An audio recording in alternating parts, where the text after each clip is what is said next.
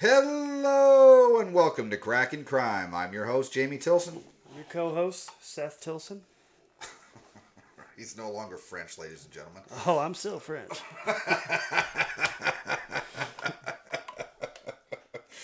Oh, man. Thank you, everybody, for tuning in. Hope everybody enjoyed the bonus episode this week.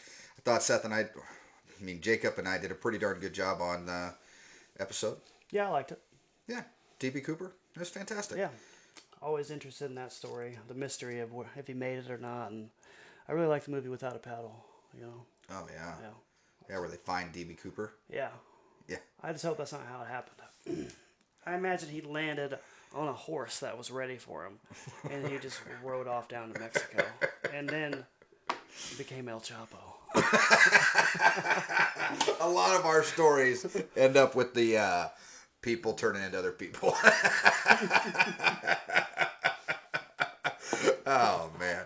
All right, we've been trying to put a bunch of stuff out on all of our social media, Facebook, Twitter, everything's at Crackin' Crime. So go check that out. Wherever you guys are listening to your podcasts at, man, give us 5 stars. Or, a great review and a 1 star. That's fantastic, too. Yeah. I'm not going to mention any names. But that was our first 1 star, but they gave a fantastic review, so it was great. It's very misleading. I'm going to give it the worst rating ever, but gosh, I really enjoyed it. Yeah, I know. It's like 3? Thank you, I think. No. 1. They got to really impress me for that 5. Also, we could use 3 or 4 patrons just for a month. Just for a month, so I can get a new chair that's not so squeaky. I apologize if you hear squeaks. But, yeah, and then we got the dogs put away this time, so that way they're not out there barking halfway through the episode. We're dog lovers, PETA.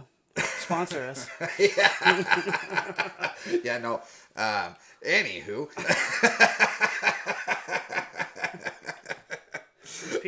Is PETA the animal? Right? Yeah, they're the ones that love animals. All right. Yeah. All right.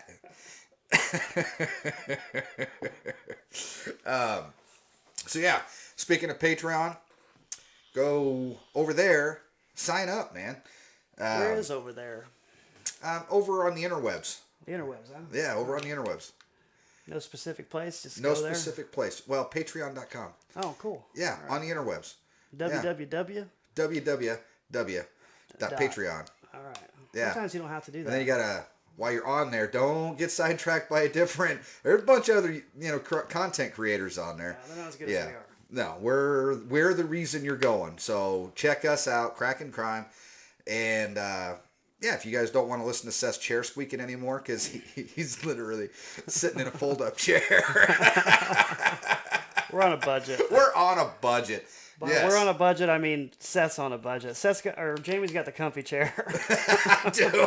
He bought the microphones. What do you want? That is what it is. I didn't want to go in on it. Yeah, go check us out. Patreon, all of the social media places. It's where we're everywhere. Everything's at Crackin' Crime or Jamie Tilson or Seth Tilson, all on our social media. So go like us, friend us, find our social media pages, like us, share it. Again, trying to help the algorithms, so it pushes out to more people, so more people get to listen to our amazing stories. Yep. There's gonna be some cussing, Grandma. I'd like to apologize ahead of time. Sorry, Grandma. Trademark. That's not to be used without the permission of Crackin' Crime Inc. You're gonna be nosy, do it a different way.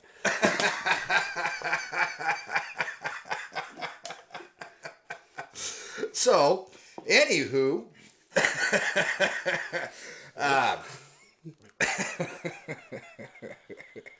Batter joke.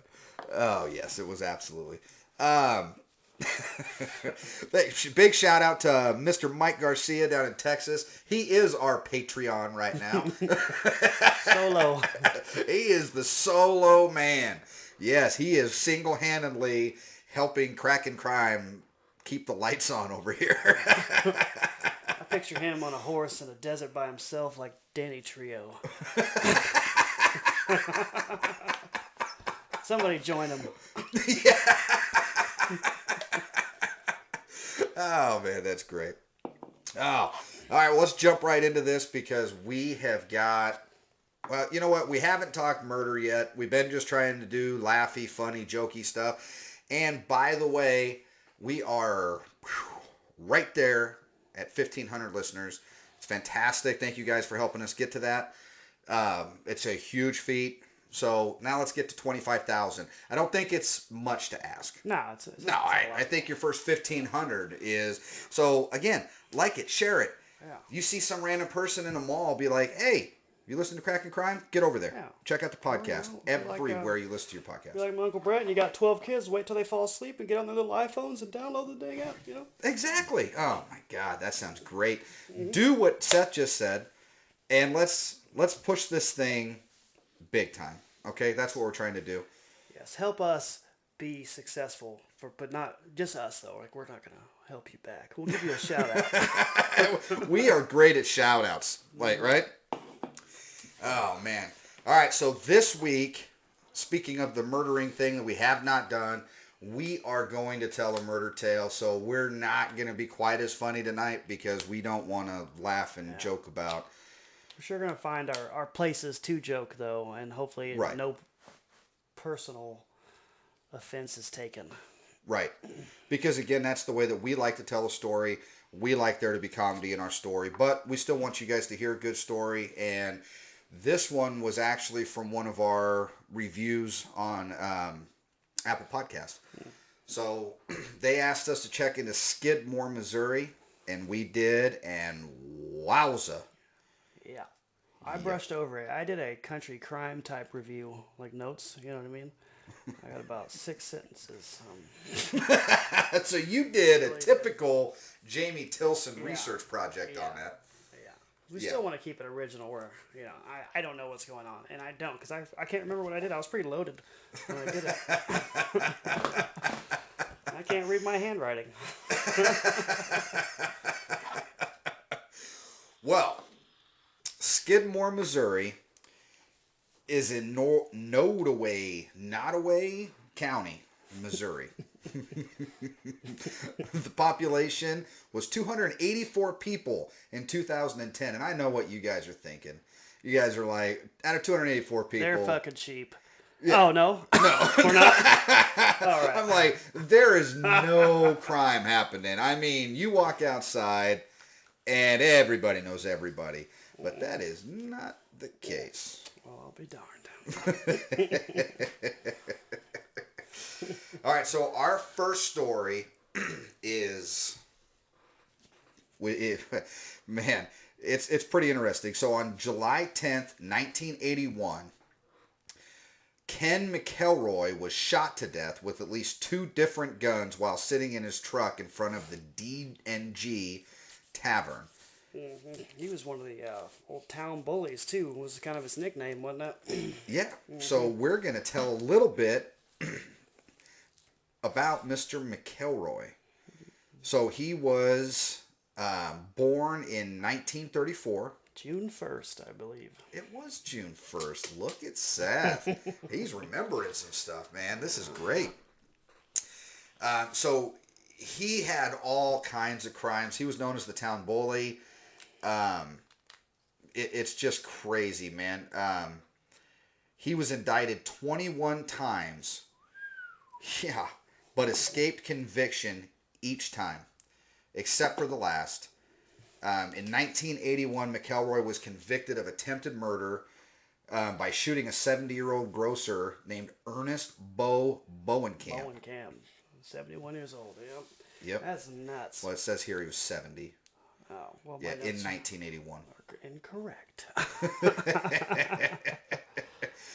So, but he successfully appealed his conviction, and then he was released on bond. See, I don't understand. I mean, I know some grumpy old guys, you know, but why would you assault or strike? I don't care what an old man did, as long as it's not too offensive. Like, there's no words he can say that would make me hit a 71-year-old man. You know, I can't see it. Well, luckily for him, he didn't hit him. Yeah, I mean, shot him. Yeah, well, it's a little bit extra. That's a little bit extra. Yeah. So he was born in 1934. He was the 15th of 16 children. Jeez. Yeah, born to a farming couple known as they were they were named Tony and Mabel McElroy. Yeah, they were moved between Kansas and the Ozarks before settling outside of Skidmore. He dropped out of school at 15, had a reputation as a cattle rustler, small-time thief, and a womanizer. Yeah, I had animal cruelty on there as well, which brings me back to sheep. Gonna say anything else? I'm just gonna put it out there. You figure it out yourself.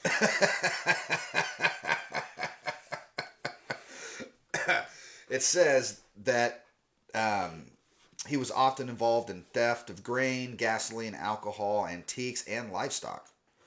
But he always avoided conviction because often after he was charged with it, witnesses refused to testify because he intimidated them. Mm. Yeah. So frequently by following his targets or outside of their homes and then watching them. Yeah. What did the sheriff have to say about all this? You know what? I haven't talked to that sheriff. In a I'm guessing. Age. Should I start guessing again? I could guess a bunch. I'd rather you not. I did read up on there though that his bullying influence had such an influence on the town that the sheriff suggested a neighborhood watch. Oh. So to the 13 other people in town, he's like, maybe you guys ought to watch it yourself. I'm gonna mosey on back to the jailhouse, have me a nap. He beat you up. He obviously didn't care about your face. What do you think he's gonna do with my face? That's what I tell Jacqueline. I'm recovering from major shoulder surgery, and I don't want to go to the bar because I'm like, I can't fight. If he beats you up, then you just got beat up. I might talk to you afterwards to figure out what we can do to prevent it from happening again. One of us has got to get us home. You shouldn't talk shit out of your weight class. Oh, man. All right, now this part is kind of hard to talk about. He fathered more than 10 children with different women. He met his last wife, Trina McLeod, when she was only 12. She was in 8th grade. He raped her repeatedly. Yeah. And then her parents initially opposed the relationship, but then McElroy burned her house down and shot their dog. And after that, they were like, okay, yeah, that'll be okay. Yeah, you win. Yeah. Oh, God, it's freaking unbelievable, man. She became pregnant when she was 14, drops out of school in the 9th grade, and went to live with him and his second wife, Alice. Yeah. So then McElroy ends up divorcing Alice and marries Trina in order to escape charges of statutory rape. Jeez. Oh, man. That doesn't sound like statutory rape. That sounds like just straight up rape. It is. It's just straight up. It's just disgusting. And then 16 days after Trina gave birth, both she and Alice fled to Trina's mother's and stepfather's house. So McElroy goes back over there, burns their house down again, and shoots their dog. Again. Yeah. And just, the cops aren't doing anything about it the whole time, huh? No. Well, he was arrested. He was arrested in 1973 for arson, assault, and statutory rape. He had a $2,500 bail. Trina and her baby were placed in foster care. And then McElroy sat outside the foster home for hours staring at it. He then told the foster family that he would trade the girl for girl to get his child back.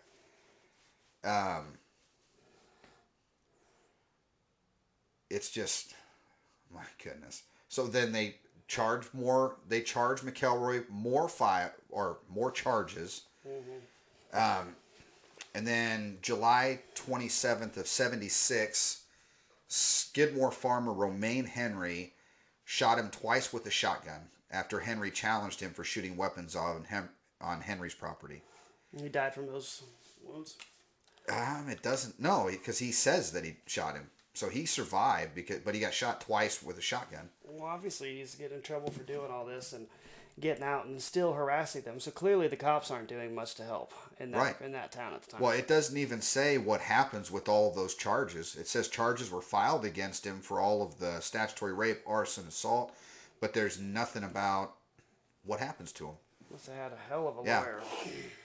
And then, as they charged him with the assault with intent to kill for shooting Mr. Henry, it said that McElroy denied that he was even at the scene.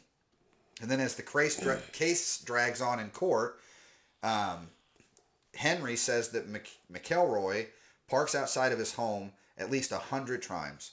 And then at the trial, 2 raccoon hunters testified that they were with McElroy the day of the shooting. And then Henry was forced to admit in court under questioning by McElroy's attorney that he had concealed his own petty criminal conviction that was more than 30 years old. And then McElroy was acquitted of those charges. Jeez. It just sounds like fuckery, if you ask me. Yeah. So in 1980, one of McElroy's children gets into an argument with Evelyn Summey, the clerk in the grocery store, who was owned by Ernest Bowenkamp and then his wife Lois. It was because the kids had apparently tried to steal some candy. Yeah. So Mr. Bowenkamp goes back and grabs a shotgun. Now they get into an argument, right? And then McElroy pulls out his own gun, shoots Bowenkamp in the neck. Bowenkamp does survive. McElroy is arrested and charged with attempted murder. McElroy was convicted. And then it says, but freed on bail pending his appeal. And then immediately after being released, McElroy went to the tavern, a local bar, with an M1 Garand rifle with a bayonet attached onto it. Eesh. And then made threats to Mr. Bowenkamp. This led to several patrons deciding to see what they could do legally to prevent McElroy from harming anyone else. This is when the Nottoway County Sheriff, Dan Estes, suggests they form a neighborhood watch. So then McElroy takes it to appeal, and then on the morning, McElroy's appeal hearing was again delayed. So they just kept denying the case, right? Mm-hmm. And then on the morning of July 10th, 1981, the townspeople meet at the Legion Hall in the center of town to discuss with the sheriff what ways to protect himself. Yeah. During the meeting, McElroy arrives at the tavern and then goes and sits at the back of the bar while everybody's talking. Sheriff Estes instructs everybody that's assembled not to get in direct confrontation with McElroy, but instead seriously consider forming a neighborhood watch program. Estes goes out, gets in his car, and drives away. So the townspeople are all meeting to talk about what they do with McElroy, and the sheriff is like, hey, form a neighborhood watch, do not get into a confrontation with this man. And then he leaves. All of them there with him inside. So McElroy finishes his drink, purchases a 6-pack of beer, leaves the bar, gets in his pickup, and then he was shot while he was sitting there. Well, neighborhood watch. Yeah, this is the neighborhood watch. They were like, oh, so we were directed to shoot this man. Sit down like a Sons of Anarchy meeting. That's exactly what that sounds like. We take him out, yay? 10 yays and no nays. It says that he was shot at several times and hit twice. Once by a centerfire rifle and once by a .22 rimfire rifle. Oh, so there's a couple of them shooting at him, huh? Yeah, that's what it sounds like. 46 potential witnesses to the shooting, including Trina McElroy, who was in the truck with her husband while he was shot. No one called for an ambulance. Only Trina claimed to identify a gunman. Every other witness was unable to... they were like, I don't know what you're talking about. Was there somebody shot? And I was there the whole time. I thought I heard some fireworks. I didn't hear no gunshots, though. Right. Yeah, I don't believe I would have came forth either. Yeah. The DA, that's defense attorney, declines to press charges. An extensive federal investigation did not lead to any charges. I think the whole town was on the same page there. Yeah. All right, Sheriff, you want us to take care of it? We'll take care of it. Yeah. Nothing. Surprised it took him so long to do it, honestly. So, Ken McElroy files a $5 million wrongful death suit. Settled for $17.6 thousand. Very good. There's knowing your information, man. I'm about out of notes, though. Trina ended up remarrying, moves to Lebanon, Missouri, where she died of cancer on her 55th birthday in 2012. But the case has never been solved. We don't know who did it. I mean, by reading this story, I'm going to totally guess they were just passerbys. It may have been the son of Sam. I'm not 100%. I don't know. Ooh, the DC sniper. That's probably who it was. That's probably who it was. Yeah. My goodness. There's another one. All right, we'll talk about how this case is solved by tagging it onto the DC sniper. Yeah. It's probably Wyatt Earp, honestly. It may have been Wyatt Earp. Yeah. Pistol whipped him first. Stole his fake mustache and moseyed. So that is an absolutely crazy story. Yeah, it just sounds like, Mr. McElroy was just terrorizing this town, and then they just kind of took it into their own hands. Yeah. And you might think, wow, in a town of 284 people, that is the only thing that's ever happened. Nope. But wait, there's more. Wait, there's more. Oh, man. Again, not making fun of the stories. We just like to have fun. It's how we get through telling stories. And this next one is a little bit of a doozy. It's just a disappearance. Okay? So this one is Branson Perry. He was born in 1981. He disappeared 2001. Yeah. So he was raised in Skidmore, Missouri. He graduated from school there in 99. After graduating, he worked some odd jobs, including roofer, petting zoo. He helped maintain a petting zoo. He resided with his dad. His parents were recently divorced. And then on Wednesday, the afternoon of April 11, 2001, Perry invites his friend Jenna over to the house to help clean up. And then, because his dad was ill, so he had asked a friend to come over and help clean up the house because his dad had just been recently hospitalized, was supposed to be returning home. It said that at the same time, 2 other unnamed men are outside the residence working on Bob's car, which is his dad, because it needed repairs. So at approximately 3 o'clock, Perry tells Jenna, hey, we're going to take a pair of jumper cables outside to the shed, and no one's ever seen him since.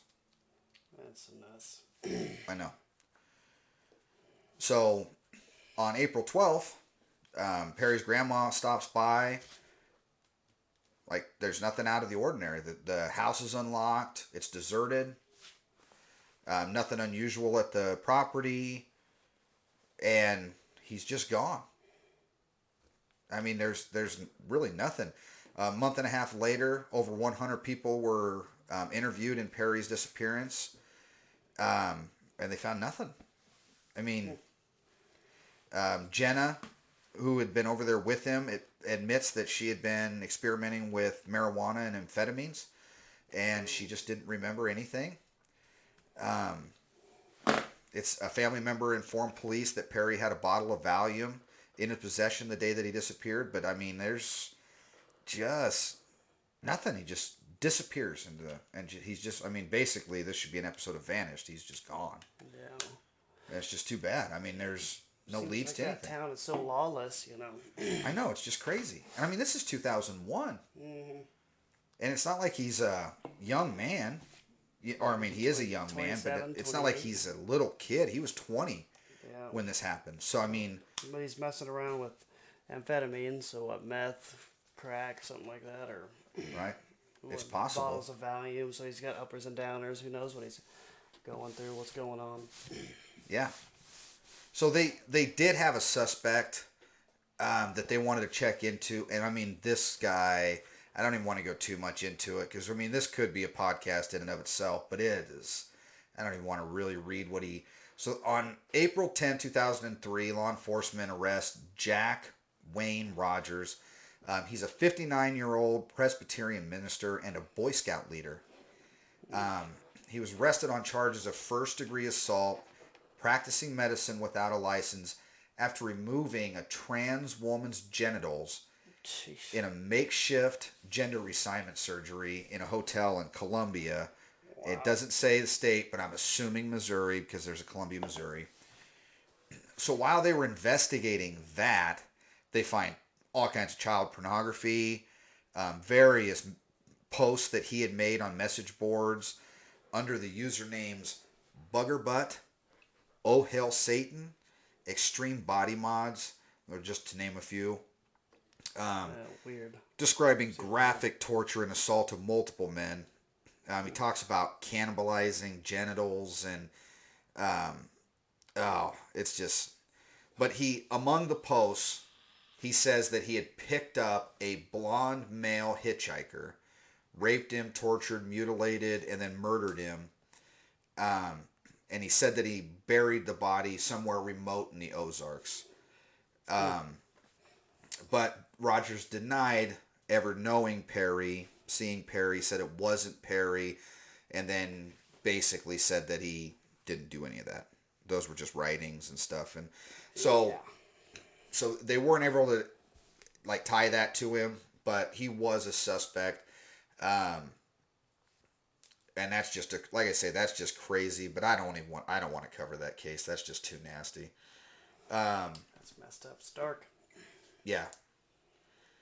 I did see somewhere else that there have been some like they're checking into somebody else. So it's like something news came up and they might have some information, so they're reinvestigating right now. But obviously we don't know what that is right now. So that is a really sad story. Just a young man goes outside, disappears, boom, gone. Yeah. Right? And you may think, whew, 2 major stories like that out of a little tiny town like this, but dude, we ain't done. Nope. No, we are not. It continues. There was another, it says in October 16th of 2000, Greg Dragoo beat and drug his girlfriend, Wendy Gillenwater, down several county roads outside of Skidmore, causing her to die. Jeez. Yeah. He was charged with murder and given a life sentence by Nottoway County judge. He's apparently still in jail right now for dragging her, I assume, behind his vehicle. Right? It doesn't say that, but that's my assumption. So there's 3, but there's more. Yeah. It's depressing, I ain't gonna lie. I know. It is tough. Yeah. If you're driving through that area, avoid that town. I know. Yeah. And I did read something that says that, people were like, hey, you stop talking about Skidmore, Missouri like that, man. This is a nice little town and nothing bad. I mean, other than a bunch of major incidents, nothing bad happens in this town. That's what Jeffrey Dahmer said about his apartment. That's fine. I know. There, it's clean. It's good. I vacuum once a week. Yeah. Just got to move the body parts around. And I was going to sweep under that liver. I got Bob's arm in the fridge, though, but that's messed up. That is pretty messed up. I feel bad. We're in a kind of a dark place right now. We're talking about some pretty dark stuff, all right? Like, when I go to heaven, me and Jesus are going to talk about this moment. Oh, man. condolences out to all the families of the victims. Oh, absolutely. This is some horrible stuff. And that's Seth's wonderful chair. He's moving around again, it sounds like. I don't need everybody telling me that Seth was over there farting all the time. I'm getting a little because he is doing that also. I'm getting a little squirmish over here, all right? Skidmore place is scaring me. It's going to give me nightmares. I know. And of the ones we've talked about, those ones aren't as tough to talk about as this number 4. This one's pretty gruesome. We might just like partially cover over this one. Yeah. This is Mr. Perry's cousin, Bobbie Jo Stinnet. Which one was Perry again? That's the last one, right? The one that drugged the woman behind the car. Nope. Mr. Perry is the one. Branson Perry is the one who's missing. Right. Oh, that's right. Okay. Yeah. So, I mean, as if the family already isn't going through enough that they've got a family member that's missing.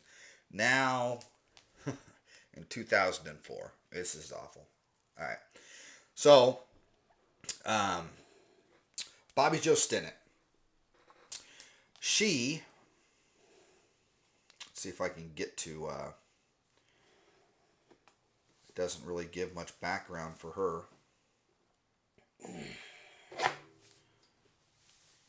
From Skidmore, I presume, obviously. She's also from Skidmore. She's what, a cousin of Perry?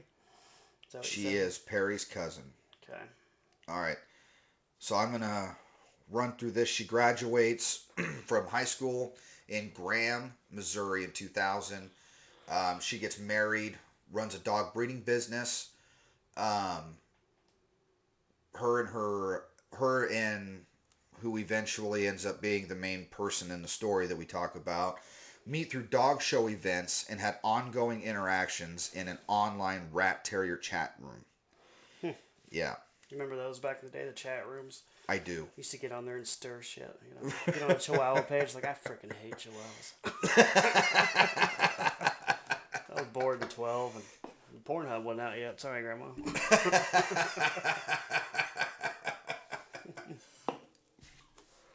All right. Oh, that was way louder than I thought it was going to be, so there we go. We are not professional. We are professionals. These microphones, I think, could pick up somebody sneezing 3 houses over, man. It is crazy. Hey, you'll get a couple patrons. Maybe we'll soundproof the damn room. This is your fault, people.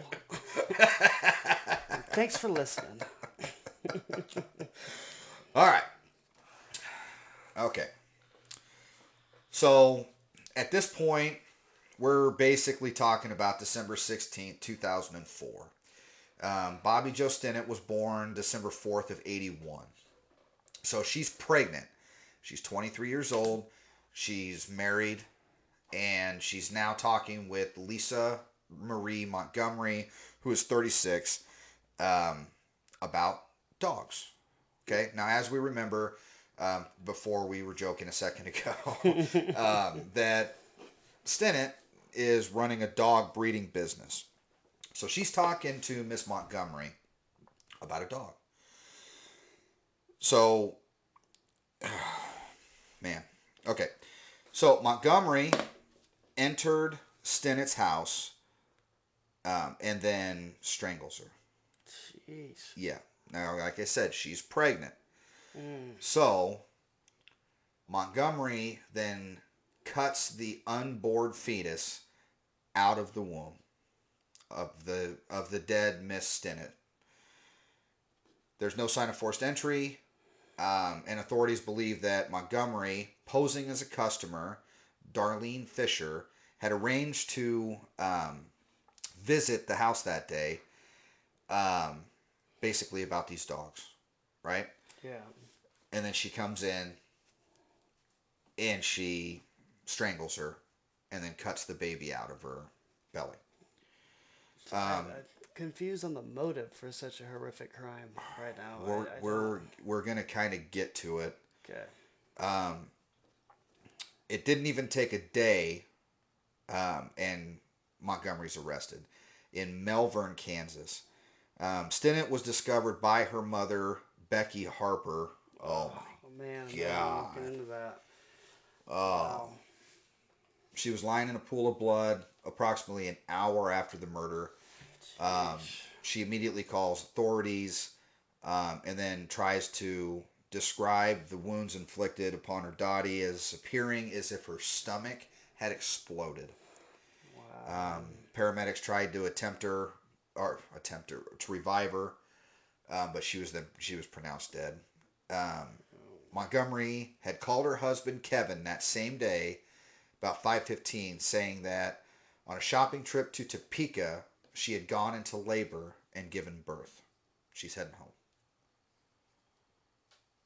What? Yeah. Basically, Montgomery, The murderer. has been telling people that she's pregnant. So she cut the baby out to have a baby to bring home? Yes. What? Yeah. Wow. Yeah. It wasn't even a day later. It was a day. The next day, she's arrested. A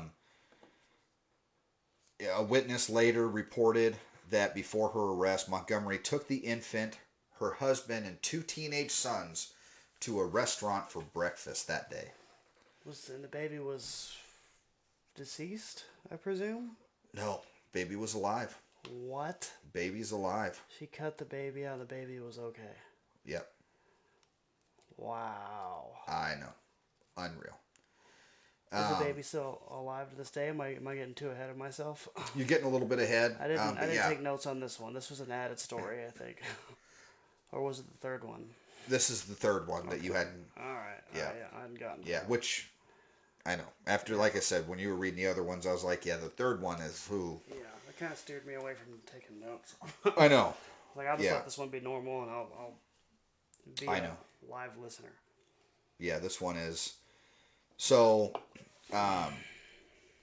it says when they arrived, they found a car matching the description of the one that was at the crime scene. They enter the home. They found Montgomery inside, holding the infant, watching television. Like, she hadn't just done something that horrific. Yeah. She's perfectly okay with it. Perfectly okay with it. Jeez. Yep. She's arrested, and about an hour after she's arrested, she falls apart. She completely confesses to it. The kidnapped newborn, whom she had claimed as her own, had been recovered that day and was soon placed back in the custody of his father, who was unharmed. Yeah, because this only happened to Miss Stinnet. It was the quick recovery and capture was attributed to the use of the forensic computer investigations, which had tracked Montgomery and Stinnet's online communications. They also had put out a Amber Alert, but that didn't really lead to much. DNA testing on the infant later confirmed the infant's identity. Ooh, imagine growing up with that history. I know. You know? It's too bad, man. That is. I wish the best for that child I know. and that family. There's. It said that Montgomery's motivation stemmed from she had had a miscarriage. And she tried to conceal it from her family that she had had a miscarriage. So she just kept saying she was pregnant. She needed to produce a baby. So, I mean, I don't want to read anything else about her at all. I just don't. I don't care about this woman at all. I am curious on how much time she got or what she got for it. Does it Okay, say that? so that part is interesting, and I will talk about that. There was at a pre-trial hearing, a neuropsychologist testifies head injuries that Montgomery had sustained years before could have caused brain damage. But this was tried in federal court because obviously she killed her and then went across state lines, and because she went into Kansas.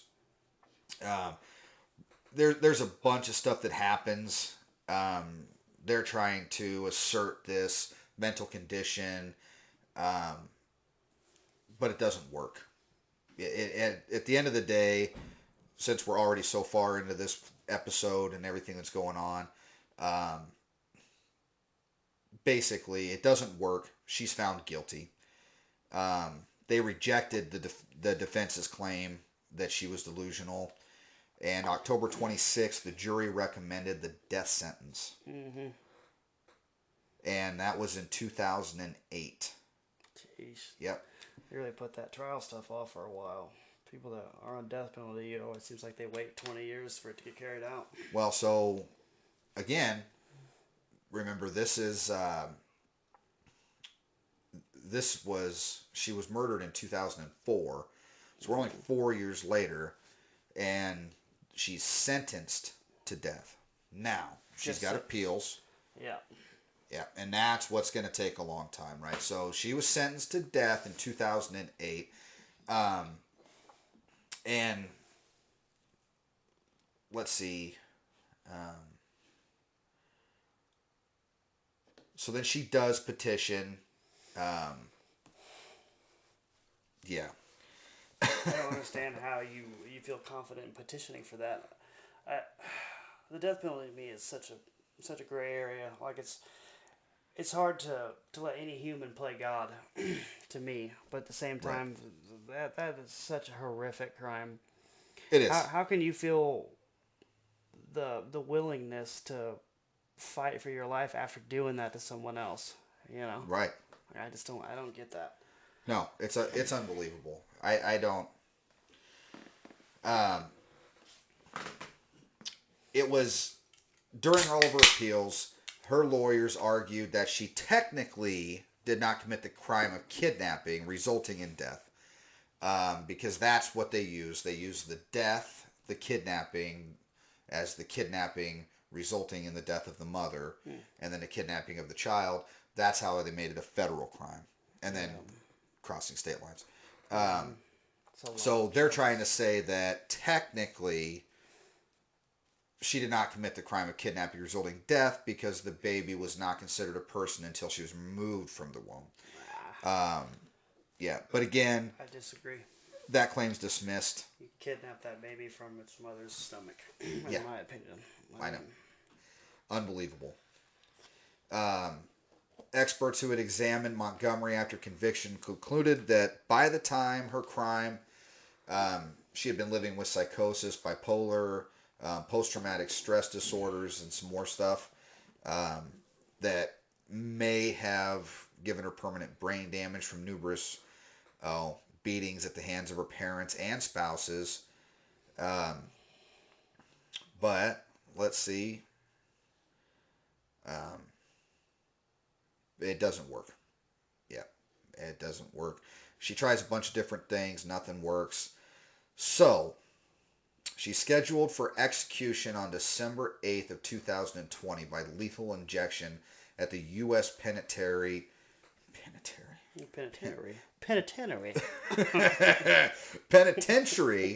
in Terre Haute. Terre Haute, Indiana? Is that what you're trying to say? OMG. Look at the Indiana boy. He graduated Indiana. Perry. Hey. But it's delayed following her attorney who contracted COVID-19. Oh, yeah. So, December 23rd, Montgomery was given a new execution date of January 12th of 2021. The judge, Randolph Moss, found that the director's order setting a new execution date while the court stay was in effect was not in accordance with law. Prohibited the rescheduling of the execution before January 1st of 2021. So she's still waiting, huh? So, on January 1st, a 3-judge panel on the U.S. Court of Appeals for the District of Columbia Circuit vacates the ruling, reinstating her execution date of January 12th. On that date, federal judge Patrick Hanlon granted a stay of her execution on the grounds that her mental competence must first be tested. Look at you, all these big words. I know, right? The stay is then vacated by the Supreme Court. The execution was ordered to be carried out immediately. Jeez. Boom. And on January 13th, 2001, man, 21? I cannot talk. 22? Like usual. I'm having a lot of problems with all of this anymore. I did a lot of big words out there. I did. You know what? Give me credit. I said a lot of big words without. You had a good run there. I had a good run. And then I got to 2002. You get them simple ones in there after those complicated ones. It gets real tricky. So 2021, January 13th, 2021 at Terre Haute, Indiana. I said it completely perfect. Everything was executed perfectly. Perfect. When asked if she had any last words, she replied, no. She was pronounced dead at 1:31 a.m. Eastern Standard Time. Eesh. She was the first female federal prisoner executed in 67 years, the first woman executed in the United States since Kelly Gissendaner in 2015, and the first person executed in the United States since 2021. I feel like a parent watching a shy preschooler at a play trying to get the words out. Are you talking about me? Yeah. Come on, you can do it. You can do it. We practice at home in the mirror, remember? Oh, thank you so much. All that work on her ponytails, you can't even say the words right. Oh, man. That is actually pretty accurate. I struggled getting through some of that. Ugh, what a dark place. I mean, all right, so these were some dark stories. Very. And we got through it. We got through it. I feel a little depressed, but I know. It is what it is. Thanks for the recommendation. But we did it. We did it because we were asked to do the story. And we do stuff for our fans. We do. Yeah. Yes. Especially if you pay us to. Right. Somebody's via Patreon.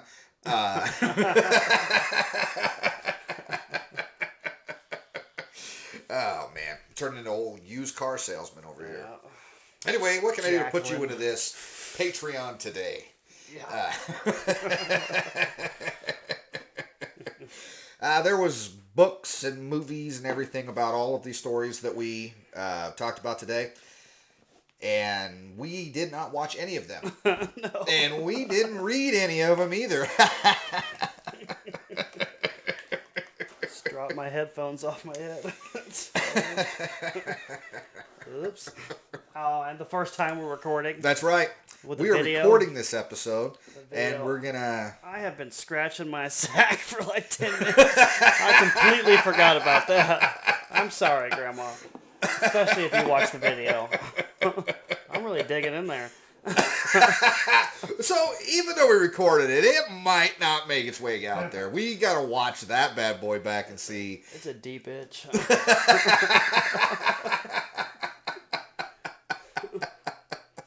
Oh, man. Well, we're starting to come out of our depressive state, so that's good. That's fantastic. Oh, man. So that is it for Skidmore, Missouri. Like I say, don't put these people in a box. Don't think that they're all murderers. Yeah. But also just don't stop in the town. just keep going. Yeah. If you need gas, you hold it out. You just know where it's at. And you just pray to God that low fuel signal means 50 more miles. Oh, man. All right. Well, I think that's all we got for this one. Thank you guys for tuning in. I hope you liked the way we told the story.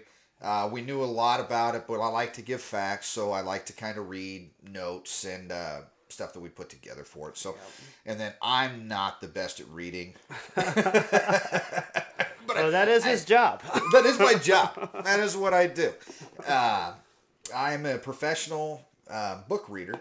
Here we go.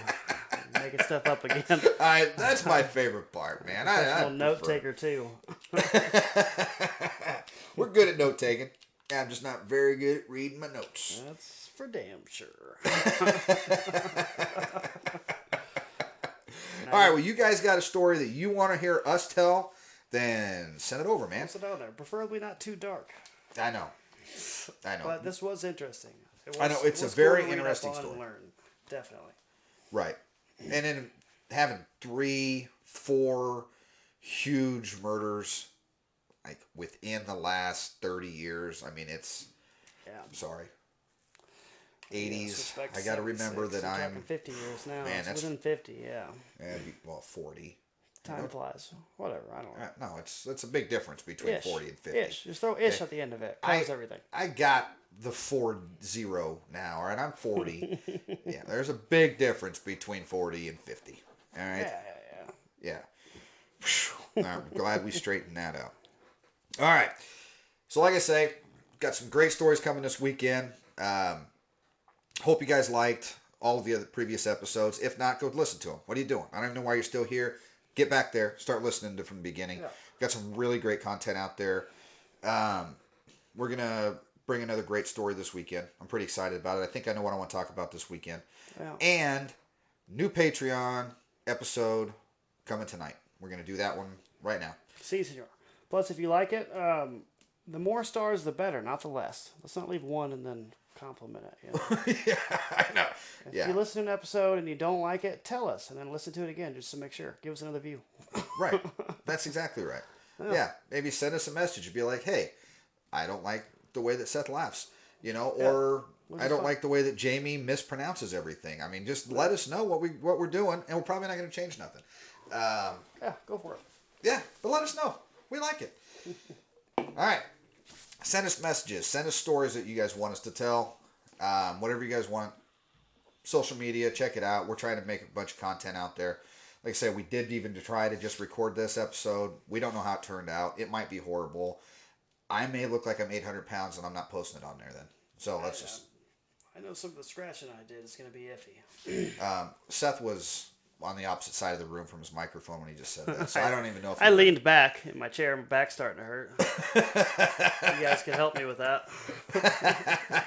All right, guys. Social media. Go check everything out. 5 stars everywhere you listen to your podcast.